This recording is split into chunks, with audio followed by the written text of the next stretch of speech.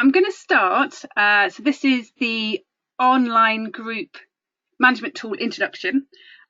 Because of the way that we're choosing to do this webinar, I've only been able to show you some screenshots of the system.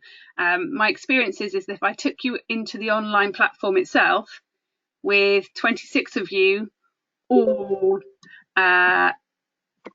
trying to see it at the same time, it just crashes my internet, if not anybody else's.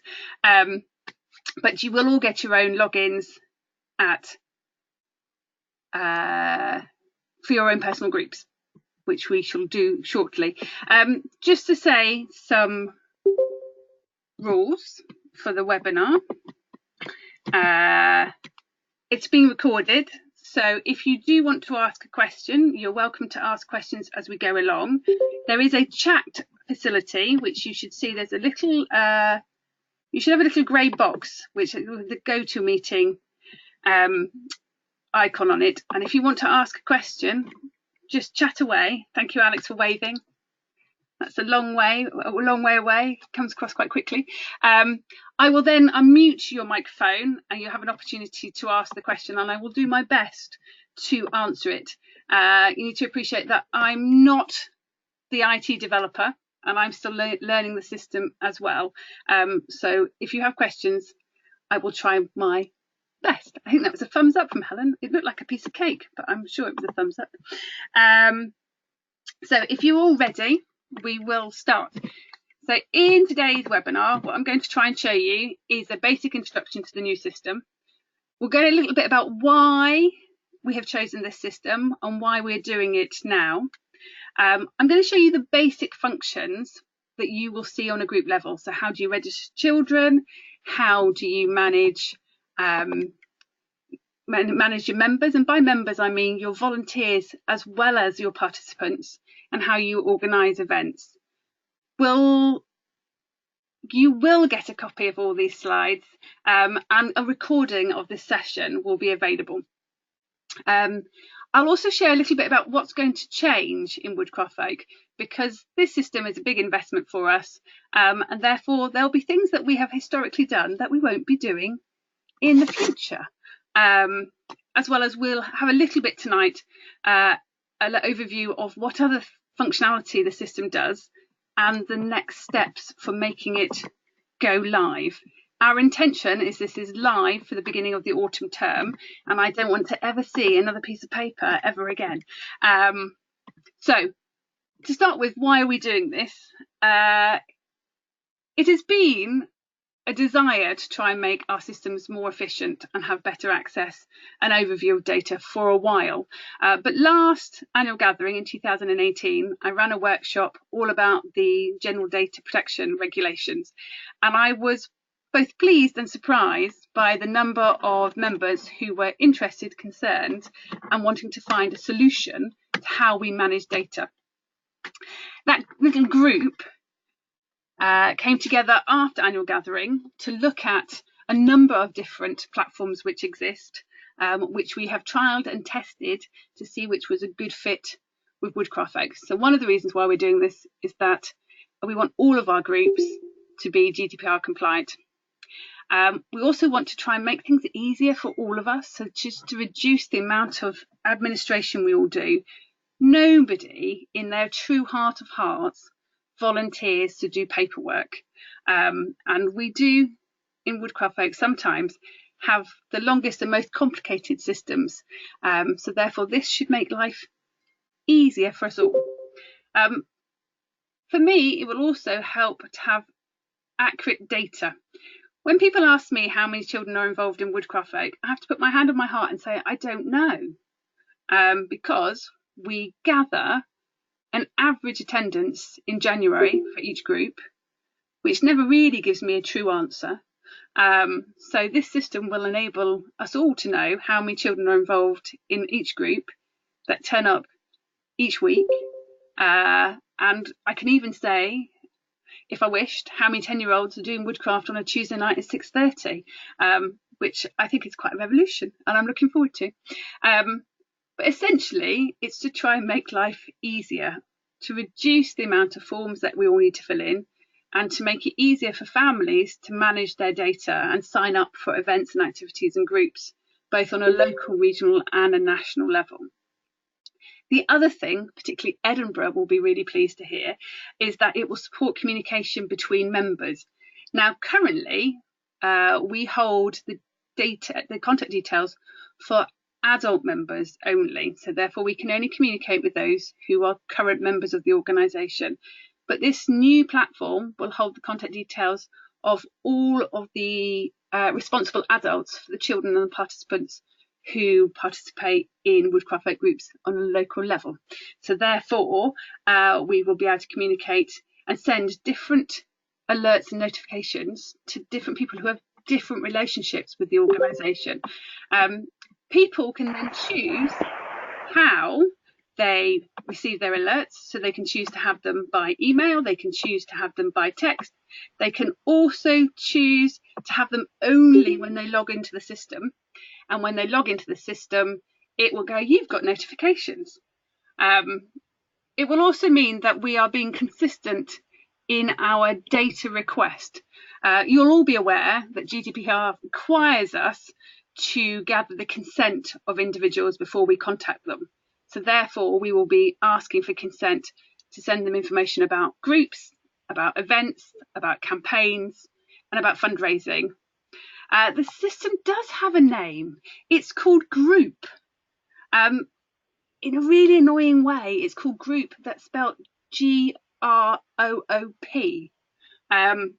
didn't name it, but it's a system called Groop that's about running groups. It is what it says on the tin, as the famous advert used to say.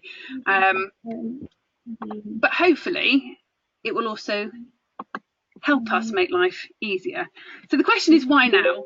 The truth of the matter is that we were very fortunate to have a legacy given to Woodcraft Folk at the end of last year, which has enabled us to invest in this system.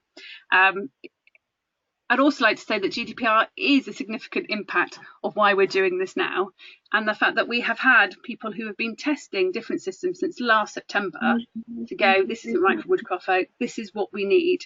So we are quite clear that all of our information needs are being met. This system, we will create standard templates for children and their parents to fill in, but you also have the flexibility to add questions that are unique to your setting, which should make life easier and flexible, and we won't be frustrated because the form doesn't allow us to have answers that we want. So it's structured with templates, but adaptable, which fits Woodcraft Folk's cooperative approach perfectly. So the question is, how does it all work? So there is one framework which has an whoever that was. So there's one framework which has a different subsection, and that's my technology description, for each group and district. And each group will sit in its own with its own data. Each group will be linked to a district. For those groups where they are the only group in their district, they'll be in a district all on their own. Each district will be linked to a region or a nation. And are you still there? I am still here. Can you hear me, Helen? Can other people hear me?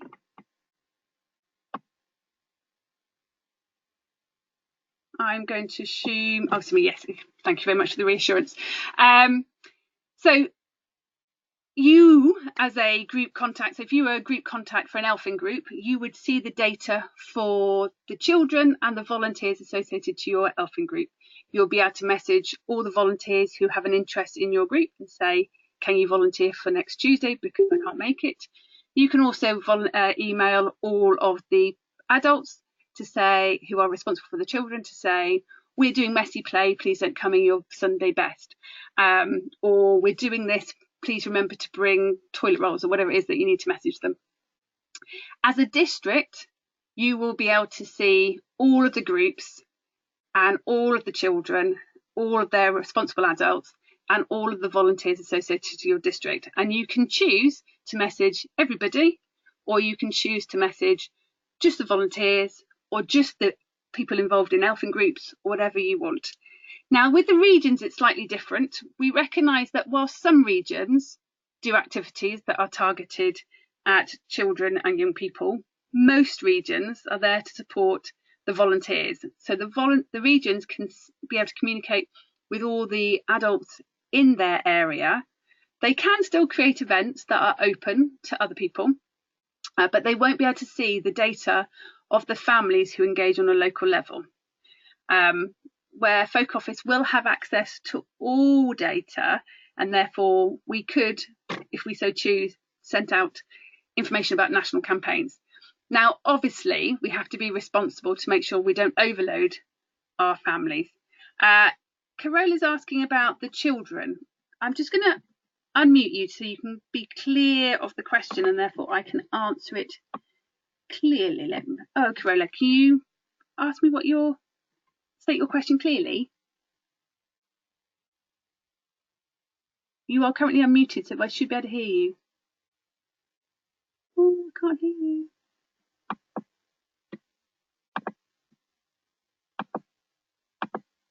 Can you say? Okay.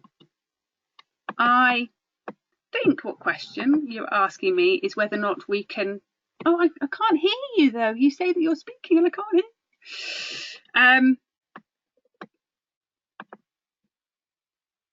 I think the question that you're asking is whether or not we communicate directly with the children. Yes, I think that's what she's saying too. So I think what you're saying is that we will not be able to communicate to anybody who is still a woodchip, an elfin or a pioneer, but with consent from their adult, we will be able to communicate directly with venturers. And we will be able to obviously communicate with DFs. And that way it feels that that's in keeping with young people taking responsibility for their own engagement in the organisation.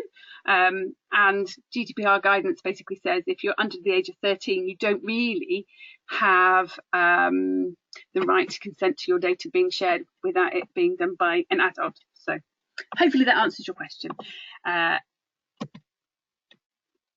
What I want to show you very quickly is about at a group level, we will be registering families.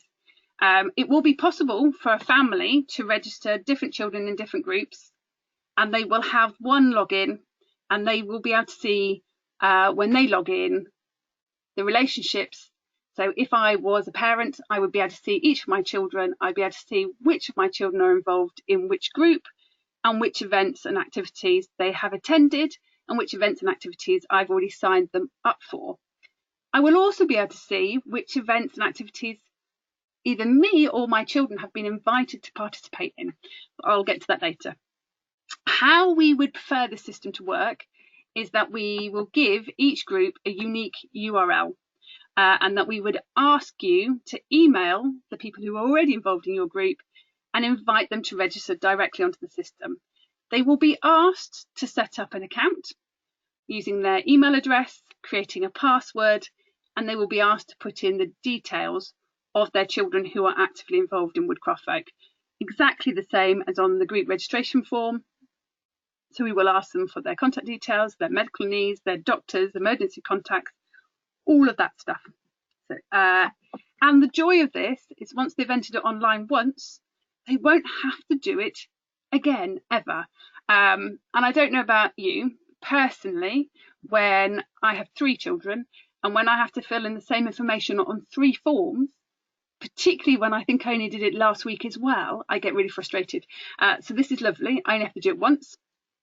I can obviously log in and change my data. So if my mobile phone changes or I change my doctors, I can tell you. If I'm lazy and forget to tell you, you can send me my details and go, can you please confirm that they are correct? So if I was going to go on a camp and you see that it's been 6 months since I last updated my details, and it's really important that we have up-to-date emergency contact details when we're on camp, or really important that we have the right dietary and medical needs, you can email every family and say, please confirm that the details are correct.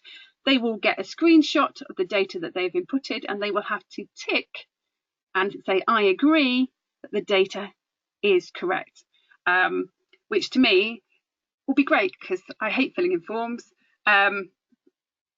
And if we send them that email and they don't respond straight away, the system will automatically send them a reminder to go, you need to check this, you need to check this, you need to check this. And as Helen has just put, save lugging forms around. You can access this data on your mobile phone, you can access this data on a computer or a tablet, or if you wish to, you can download a report. So it is possible for you to download a report, say for the KP, which lists all the participants and all their dietary needs. You can also choose to download a list for your KP that only has those with particular dietary needs. So therefore, they've only got the data that they need to worry about. I think it's quite revolutionary because I hate filling in forms. So here is one of the ways, it's a little screenshot from the system. Yes, you will have to destroy any printed stuff that you've got that you don't require anymore. So what will happen is that we'd like most people to be sent an invitation. So you will need to input the email addresses for the individuals that you wish to invite, or you can make your group public and send them a URL link for public registration. The choice is yours. It is also possible for you to manually enter each individual. So if somebody says, so I can't do it online, I'd rather do it by paper, we can generate a paper form, they can fill it in, and then you can personally type it. Obviously, the downside of that is that you will have to keep typing all of that data, and it may be if the individual isn't online already, you might have to print that out and go, systems automatically check 90% of them, I've got to manually check the others. But I'm trying to encourage everybody as possible to just send them a little URL link so that we can just invite people. Now, I've just been asked is whether we can import data. Yes, we can. So if you have data already in Excel, for example, then we can import data directly onto the system. So it will save time. If you have that in a Word document, we won't be able to make the two systems talk to each other. So the individual who asked the question talked about a CSV file, and CSV file is the right format to get the two systems to cross-reference and feed each other. Andy's asking about DBS. We'll come to that in a bit. So because this is all about the children at the moment. So as I said, we'd like them as many as possible to just invite them at the beginning of term. So you send them an email going, we're doing this new system online, can you please register? You'll never have to fill in a form again, which I'm sure most parents will be happy with. Oh, is that what I want to do? So the online registration form will just look like this. So it'll have their name, it'll have their contact details, their medical support needs, their doctor details, dietary, emergency, everything that is on the standard registration form. As I said earlier, if you want to create new fields, the template we provide you will have a number of mandatory fields that we think it's essential for all groups to have. If you want to ask different questions, then you can add a box all on your very own and get people to fill in. You can choose whether or not that question is compulsory or optional. So parents can skip it, although if you think it's really important, then they have to put something in the box. So for example, you wouldn't want them to skip emergency contact details. So everybody should have something, but you might have others such as support needs, which is an optional form. Or you might want to make that mandatory, so they write none. Also, there was a question there which I now need to get. What did that say? Additional. It was Ro who was asking about additional permission. I'm not sure we need additional permission to move from one system to another if we have permission to process data. It should be. Ro, you are sort of right. Yes, so for some of our participants, we have clearly asked them to give us consent to have their data. We will be updating the data protection because this data, whilst it is Woodcraft folks, will be held securely by Groop, which is the company that we are commissioning to store this data securely for us. They won't own the data, but they will keep it in the cloud for us, and they will protect it in some nuclear bunker in the southwest. So therefore, we do need to tell people that. We will also ask people to confirm consent, because it may not be 100% universal across all of our groups that consent has been formally got, if that makes any sense. The other thing that this system does, it enables people to pay. So families, when they are signing up their child, can choose to pay for their subs, which can be done on a weekly, monthly, half-termly, termly basis. They can choose to pay for their camp fees, and they can choose to do that by credit or debit card, and they can choose to do that by BACS transfer. They can still make cash payments, and to help our treasurers, the admin will need to go in and confirm that they have made those cash payments, and therefore it can all be tallied back to each other. There will still be an opportunity for people to have discounts for siblings or to pay in instalments. We will write the system so that we are asking for people to make donations. There will be the ability for, let me just move on to the gift aid question as it's just come up. So there will be a gift aid declaration, which we will ask people to complete. And the system will generate the reports necessary for making those claims really simply, which will make lots of treasurers very happy.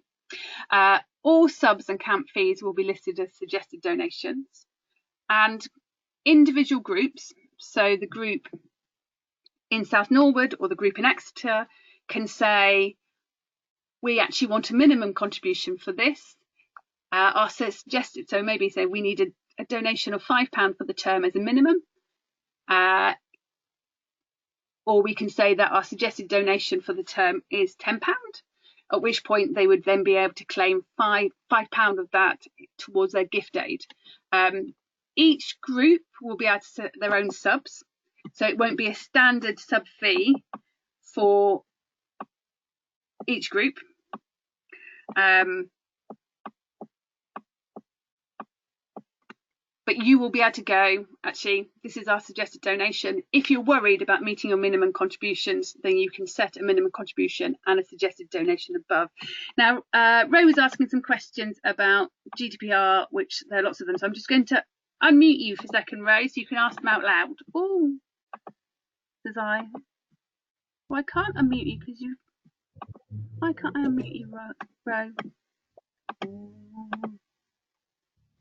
I think you've muted yourself. Oh, Ro, unmute yourself, and then you'll be able to ask your questions out loud.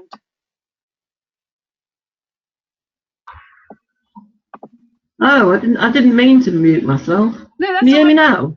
You can. I can hear you, so everybody else can hear you now. So you are being recorded. Right. Okay. Tell me what you want to ask. All I was saying is somebody said about uploading existing data that they've got on spreadsheets, and the permission that I've sought, I don't think that would allow me to upload that to a central system. I think we need. That's all I was saying. I think we need to be cautious about the permissions we've already asked for, and that we should, unless we can demonstrate we have asked that permission, we should err on the side of caution and ask permission again.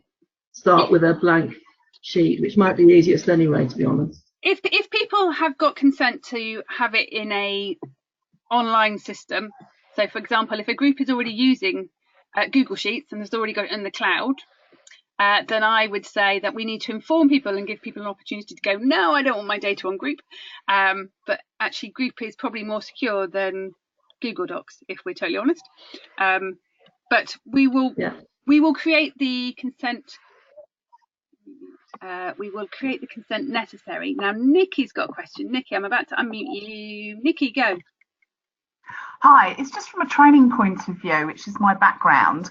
Someone said earlier about, either inputting the information ourselves or transferring the data across. And all I would say is, whilst I appreciate this is a once to do activity, which is great, obviously we want people to be familiar with using the system. And you already said at the start that obviously they can set their alerts, if you like, their notifications to only be relevant once they go onto the system.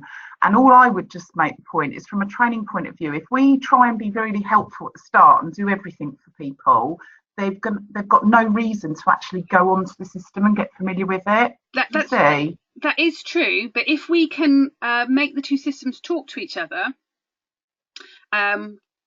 by, say, sharing all the email addresses we already have in a Excel spreadsheet onto the system, we don't have to manually type all those email addresses in. Yes, which yes. we have to do to send that's fine from our point of view, as long as it doesn't take away the activity from, for example, the parents and guardians. Because all I'm concerned is from history of implementing systems into businesses, if people don't have to go on, they'll avoid it, and then you don't get the system embedded. Yeah.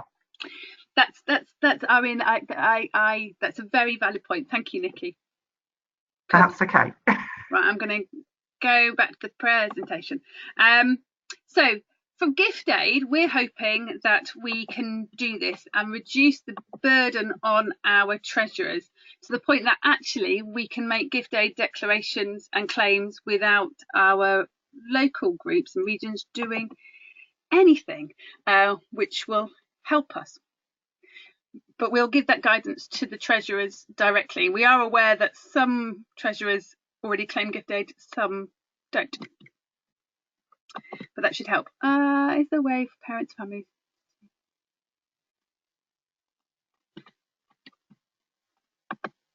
No. I've just been asked a question by Andy, which I'm going to unmute you, Andy, so you can say out loud. But you've muted yourself, so you need to unmute yourself, Andy, so we can hear you.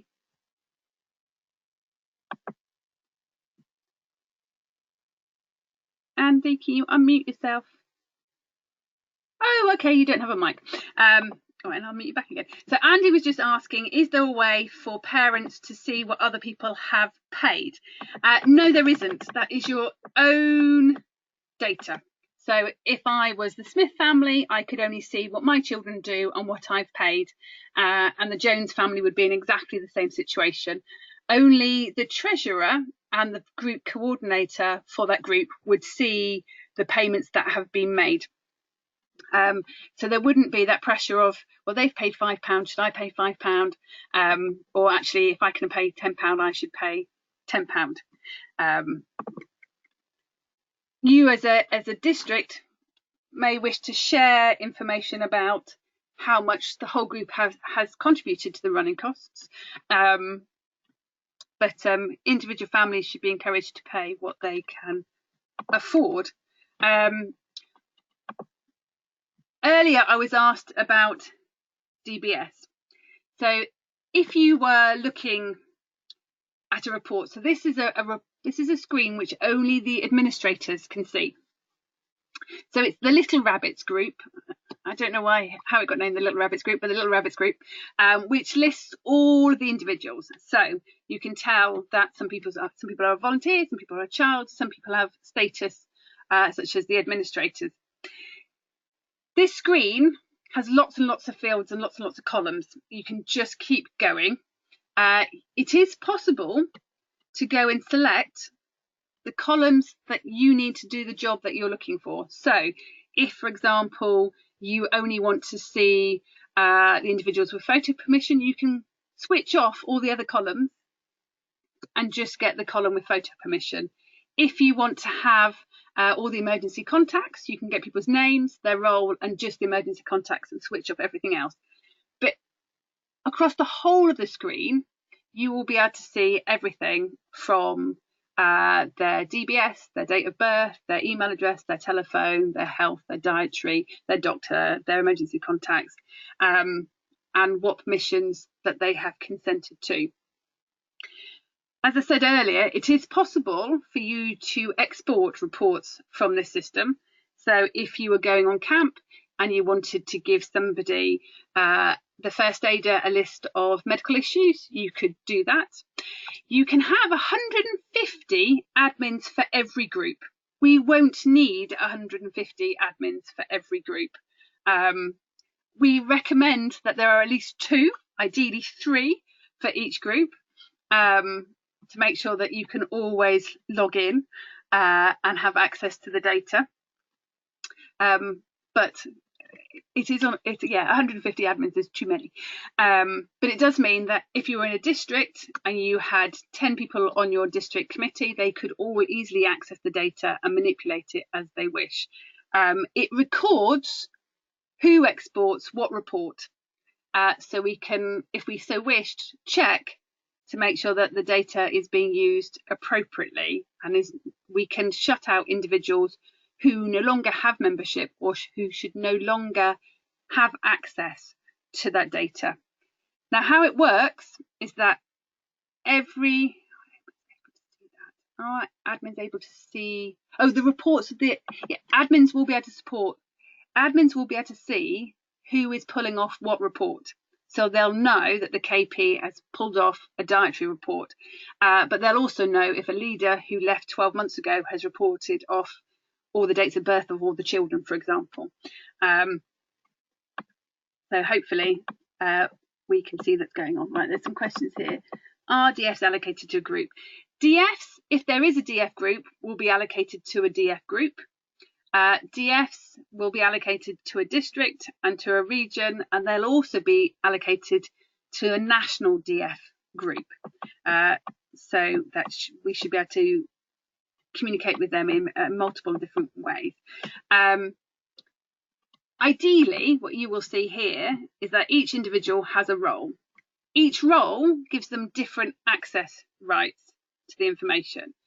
So Mary, as a parent, is allocated a volunteer role. So Mary helps out occasionally, and therefore, in the way that the system is set up, does not have access to any data apart from their own.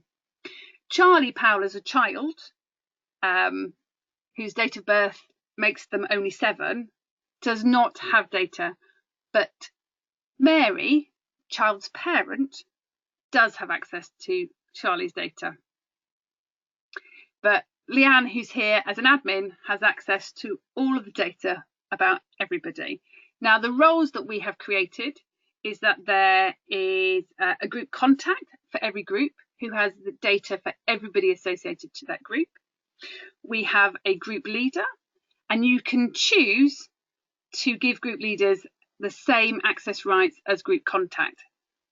Groups operate differently and therefore need to access the data. We're leaving it for you to decide how they do that. We also have a group helper as a role, and that group helper does not have access to data. So if there is a parent who comes on occasionally to help out, we would say that you should allocate them a group helper role, and therefore they don't have access to data. Obviously, if people have access to data, they will need to be DBS checked and referenced and make sure that we are fully supportive of their engagement and access to this sensitive information. Does that make sense? At a district level, the roles are again very similar. There's a district coordinator, there's a treasurer, membership secretary, and safeguarding, who have admin and access to all of the data within their district. I will send out a table with which role has access to which. It isn't on my presentation tonight, but there is a table for the framework which we've done with the developers. So I will send that out to you so it is really clear. We are trying to keep the number of roles to a minimum to make sure it doesn't get too complicated. So groups will have group contact, they'll have group leader, and they'll have group helper. And there'll obviously be children and parents who will be onto that system. So only 5 roles for a group. So hopefully that should be simple. Districts, there are a few more. But again, as far as the system is concerned, if you have a district officer role, you have an admin access role within this database. So hopefully that will be clear. Membership details be included. So Sarah's just asked about membership details. For all of our adult volunteer members, we will have their membership number, their membership date, and therefore their renewal date. We will also have their DBS or their PVG date, and status. So that says whether or not we believe that they're safe to work with children or we believe that they're not, as well as the renewal date of their DBS for those who are in England and Wales. Now, we will still use the online GBG system for DBSs, and the two systems will talk to each other, and Folk Office will make that data seamlessly update, which should make life really easy, because I know membership secretaries currently can access Civi to get a membership status report, but it isn't that user friendly, where this system I think is much easier to use. So that's what the screen will look like for admins. As it says, you can have as many fields as you like. You can just pick the ones that you want, and you can also add fields if you so wish. But let's go on to the next slide. So the system also creates events. So the events will be your usual group night. There'll be your camps and your residentials. We will also have regional and national camps, which we will add. And we will, if we're, for example, running a venture camp, we will send an invite to every family or to every venture age person on the whole system. We can choose to make events private or public. So if you're organising a party in the park for your elfin group, you can make that event just available to the people who are already in your elfin group. If you want to run that event as more of an outreach, you can create a link which can be shared on social media, and therefore members of the public who are not already involved can follow that link and register their interest in attending the event through the group system. So for each event, there will be a unique URL, reference number, and for each event, payments can be taken online, and we will manage that with a donation, so we can still do gift aid. And payments can be set up to be in instalments or one-off. You as a group leader, when you are doing events, can make that decision about the instalments, or you can just tick instalments and people can pay £10 a week, or they can pay £40 a month, whatever they feel, as long as by the last payment date it balances. So hopefully that should make life easier, and it should also make it easier for people to sign up to regional and national events that are happening across the UK. And that's a positive message from Helen saying brilliant, excellent. I hope so. The system is clear, so when you are creating an event, you will log onto the system as an administrator, and you will scroll down the left-hand side to events and select that you want to create an event. It will ask you for the name of the event, the date and the time, a brief description. It'll ask you for where, and then you can tag it with labels.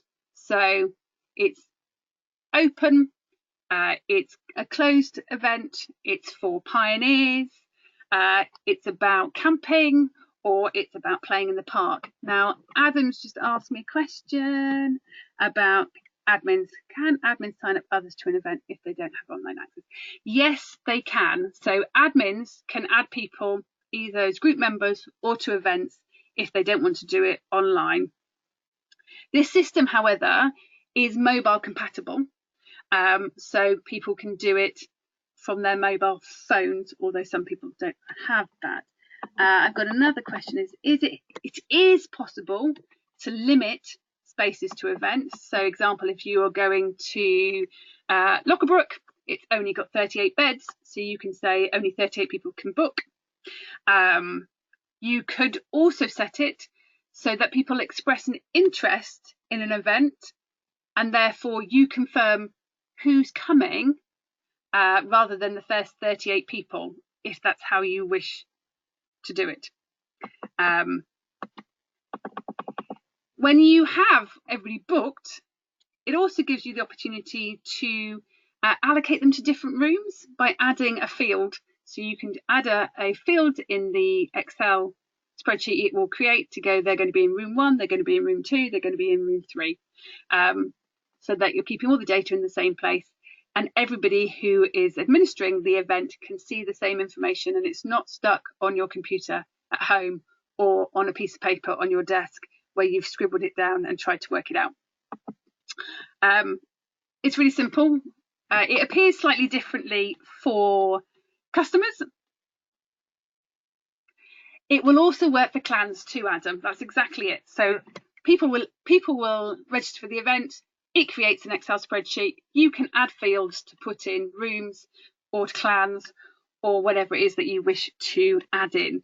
It will take their details already from their first registration about their dietary and medical needs, and their parent will just tick to say nothing has changed, which I think is exciting. This looks a bit boring to customers, but as I said, this will give you an opportunity to invite. So once you've created the event, you can then go to invite. You can invite, it will give you filters, so you can choose to invite everybody, or you can choose to only invite volunteers, or only children, or people of a particular age, or people who attended the last event. Or you can choose not to invite the people who attended the last event and invite people who's never been before. Now, Kathy's just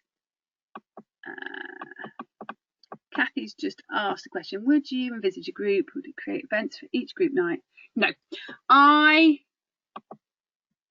In terms of group nights, I would expect somebody to set up their group saying, we run on a Wednesday night at 6 o'clock. And then it will ask you to tick on a calendar which nights you're running or which nights you're not running. So it's a standard activity that creates every week. So when you create an event, you can choose for it to be weekly, you can choose for it to be a one-off. You can add a description, and it does also enable you to put your program on here, and you can choose to make that public for everybody to see, or you can choose to share that just with the volunteers. I'd recommend making it public, just so that people can see what they're looking forward to, and they can know whether or not they're going to be outside and that they need to bring their coat. But you wouldn't have to create a new event for each group night. But if you were doing anything new or different, or as a one-off, you would create a new event. Hopefully that answered your question, Kathy. So how it appears for parents and families is that they'd log in, they're already part of the Little Rabbits group, and then they get a little box going, you're invited to the spring term, or you're invited to the barley camp, and they can tick to go they're going, or they can tick to say, oh, the spring camp, they haven't responded yet, so they can tick on the arrow and it will show them. Programs can be added after the event has been created. So if you create your group night next week, for example, but haven't done your planning yet, or only do your planning for the first 4 weeks, you can add on and edit as you go through. It also gives you an opportunity at the end of every group night to write a little report about how it went, which is only shared with the admins. So, for example, if Adam and I were running the group tonight, and there was a bit of a falling out between two of the participants, but Adam and I aren't going to be there next week, we could leave a message for Kathy and Claire, who are doing it next week, to go, these two people fell out, this was what it was about, look out for it next week, so you can see that. Or we could go, we did firelighting and it was excellent, highly recommend it, can't wait to do it again, we must do it in next term's programme, however we want to do it. You can add pictures to these invitations to make them more attractive for our families, or you could just leave them into little boxes, but this is how it would look. Oops, that's not what I want to do, that's what I want to do. So there are some things that are going to change. So at the moment, groups are sent a form to do group registration, and they are asked to calculate what their group registration fee is based on a minimum contribution per group and then a fee per child. The new system will mean that you won't have to do that form, because obviously as roles change, you will update it online and it will be live all the time. We'll know if a group is open because it will be having events and it will be having participants on the system, so you won't have to tell us that. We'll know when it's closed because you'll close it on the system. In the new group system, you will, as each group, choose whether or not your child participants pay their own child membership, or if you, as a group, want to be invoiced for the number of children registered to your group. When we launch it at the beginning of the autumn term, there won't be any child membership because all the child membership for 2019 has been paid. So by November, we will ask you to make a decision about whether or not you're paying for individuals or whether or not you want them to pay for themselves. The child membership rate hasn't changed, but we will ask you to confirm that. And from a district's point of view, you could set it differently for each group, although that might make it confusing for your treasurer, but we can do that. The most important thing that will change is that all of us will have real-time data of how many children are engaging in Woodcraft Folk, where they're engaging, when they're engaging, how they're engaging. We will be able to see those groups who are struggling because they don't have many children in them, or who are counselling groups, or who don't have enough adults. But the most important thing is there's going to be less paperwork going backwards and forwards between Folk Office and districts and group contacts. Other things that it will do, as I said, which I think I might mention earlier, is that for each group night you can have a diary, so you can do a summary of what you did, a quick evaluation of what went well, and things to note that you want to share with other volunteers that you may not want to share or may not see from one week to the other. It will also help you manage the rota. So I'll come back to financial returns in a second. So the rota for volunteers, so for each event, it will ask you to allocate the volunteers to it. So for a normal group night, you might say it's Adam and Debs this Tuesday, Claire and Kathy next Tuesday, Tim and Kathy the week after, Debs and Claire the week after that. So we can all see. It will flag up immediately if there is not enough people with a current DBS and membership to meet our insurance requirements. So you can go, okay, I need to change that rota, or we need to sort out our DBSs, or we need to sort out our memberships quite quickly. It will also help people go, actually, I can't do this week, but I can do next week. Oh, I know I need to ask Claire and Kathy if we can swap because I can see that they're on the rota for next week. As I said, it also helps you send alerts and notifications to different users. So you can email all parents or all volunteers or all venturers or all DFs or everybody in your district. And the regions and the nations will be able to email every adult member. We will. Are you able to merge events across week? There were lots of questions just come up there, so let me answer those questions one at a time. So you can jointly host events. So if, for example, Kings Heath Pioneers and Kings Heath Elfins wanted to jointly host an event, they could. If the Southwest region or maybe just the Bath and Bristol district wanted to do a joint walk somewhere, I can't think of a hill near Bath and Bristol, but there must be one, Clevedon Hills, I can't remember, then they could jointly host and share it. So you could do that. The other questions I've just had come up is about the safeguarding declaration. We can add the safeguarding declaration that people can tick. So we will be adding various things for people to tick. There will be the data consent things, which we will be adding to everybody who uses the system. We will be adding the gift aid declarations for people to sign for when they make their first payment.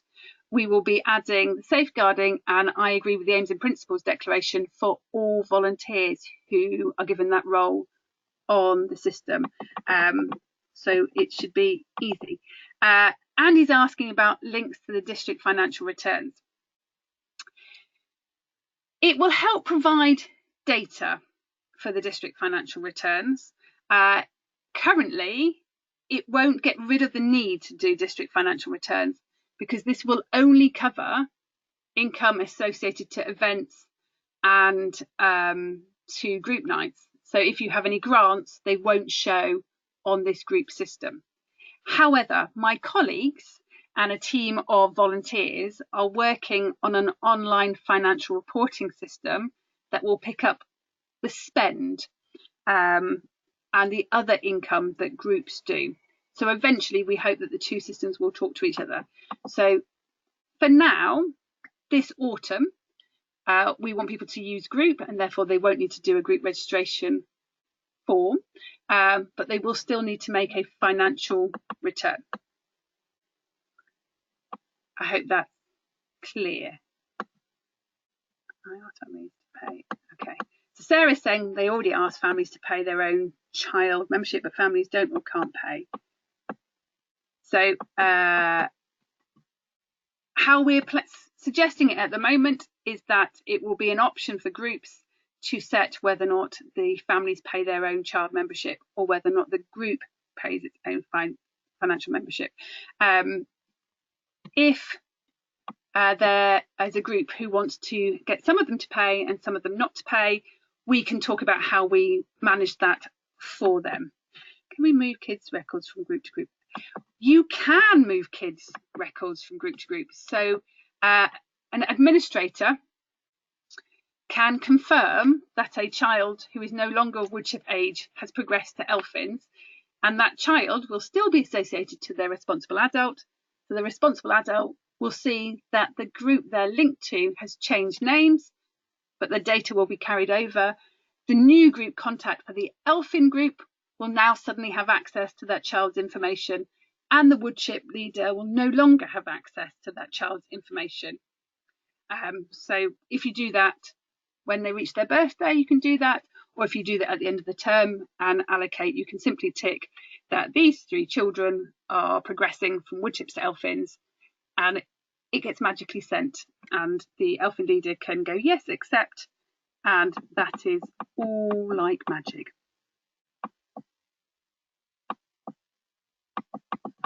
So Kathy's asking about the group reg fees.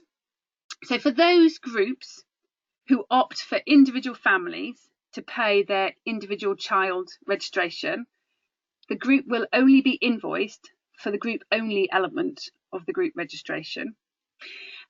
For those who opt to pay for the children, we will invoice them for the group element and the number of children who are attending on the system.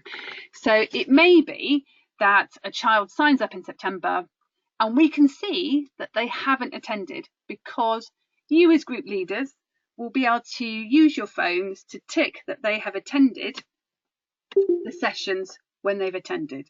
So we will be able to see if that child is no longer active.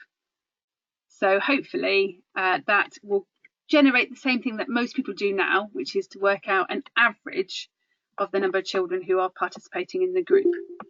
I can see some smiley faces. We have some groups that are mixed. Mixed groups and open groups will be supported. So the system will not automatically say you can't participate because you're 10 and you're trying to join an Elfin group. It will be the administrator of that group who either accepts or rejects an application.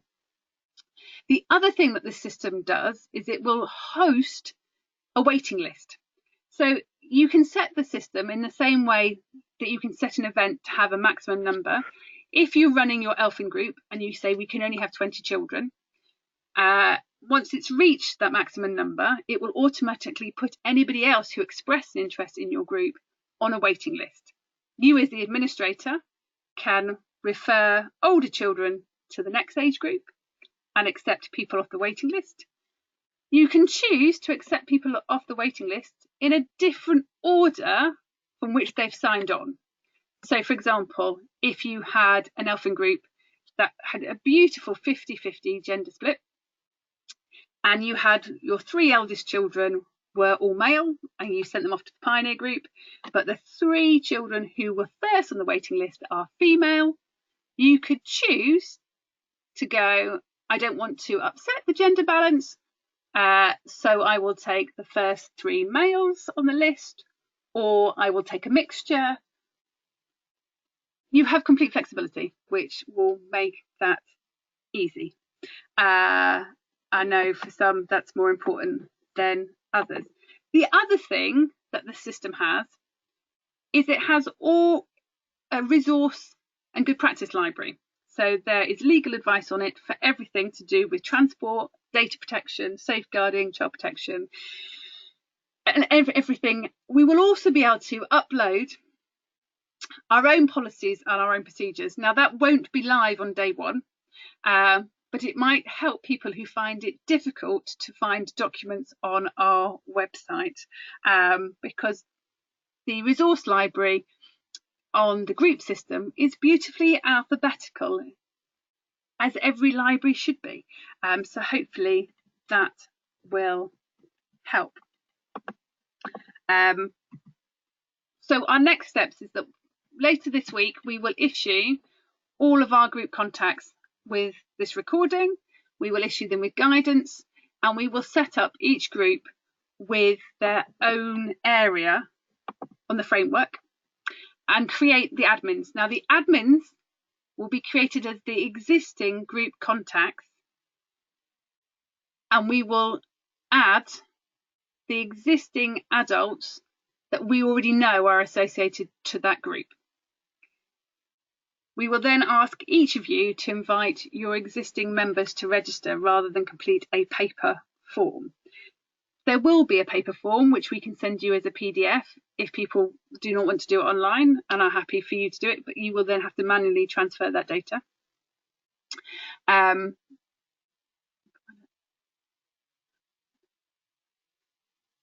We will, Rose just mentioned a question. Now, in theory, you've already told us who the group contacts are, and you should have told us if those group contacts have changed. Now, I will email out to each district to say, these are your group contacts, and give you an opportunity to change them.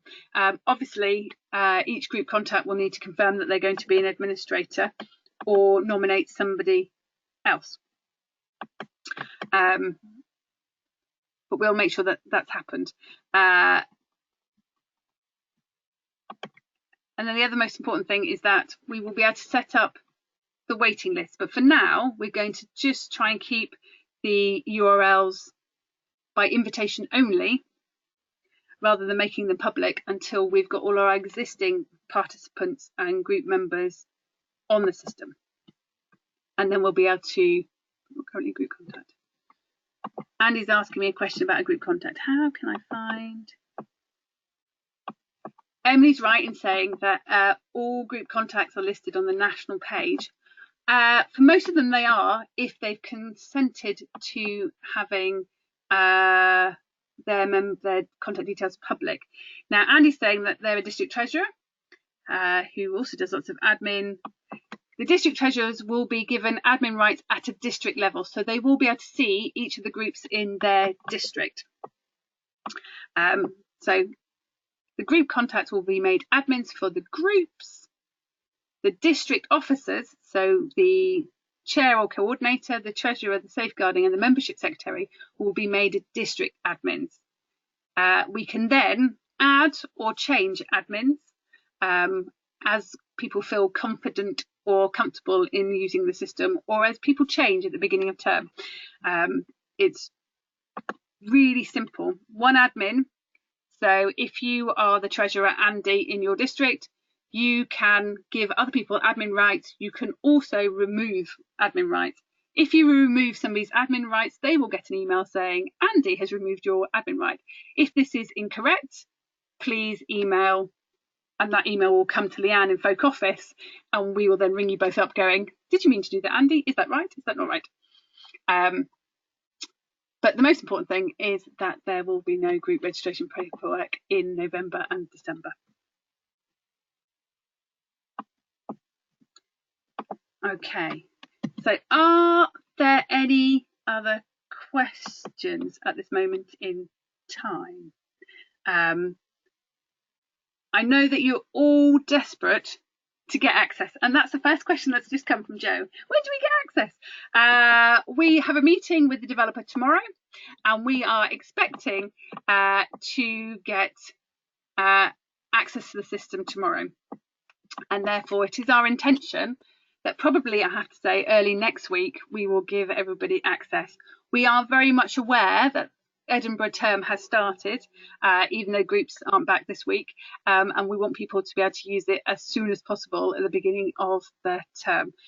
So by the end of this week, you'll get some guidance and we'll get this recording and you'll get a briefing. Next week, you should expect to actually be able to see your group within the Groop system,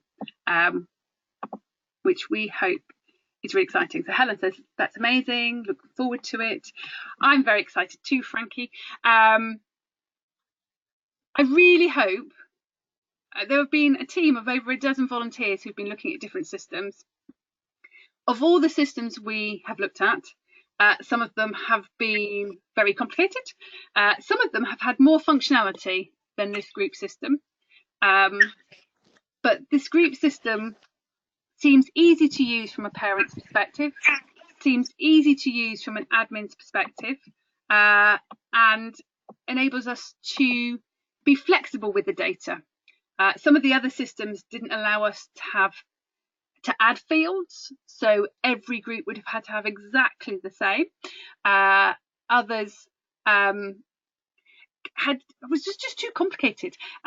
So we hope that this is the right system. Now, it is being designed for groups, originally for sports groups, but the data that we hold about our volunteers is exactly the same as the data that sports coaches would be held.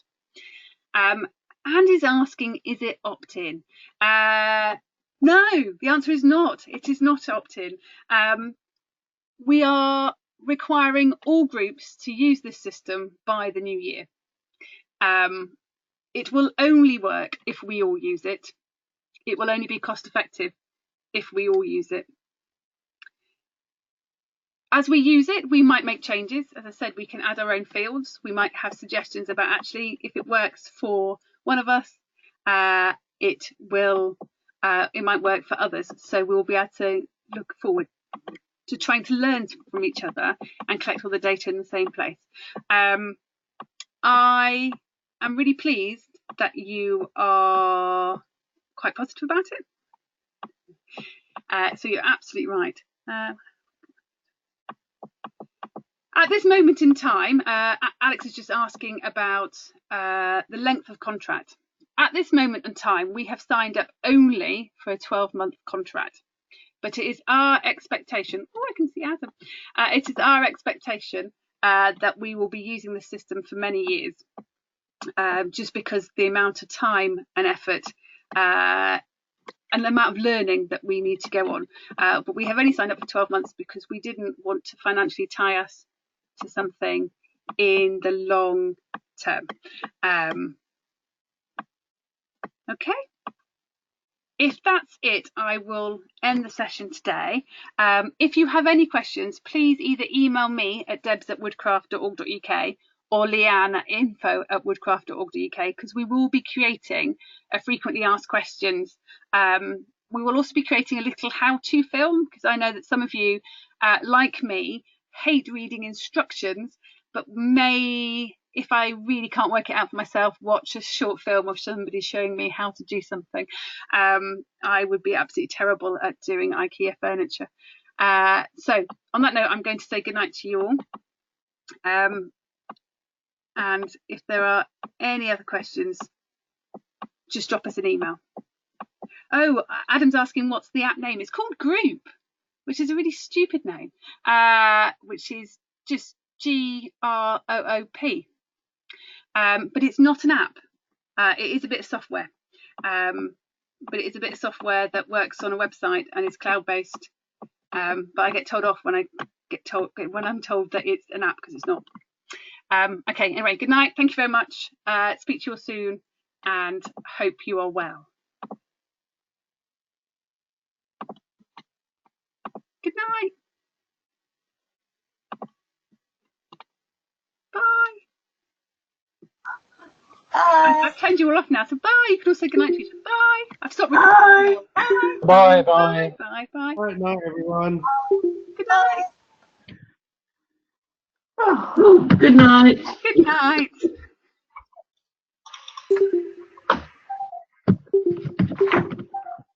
Good night.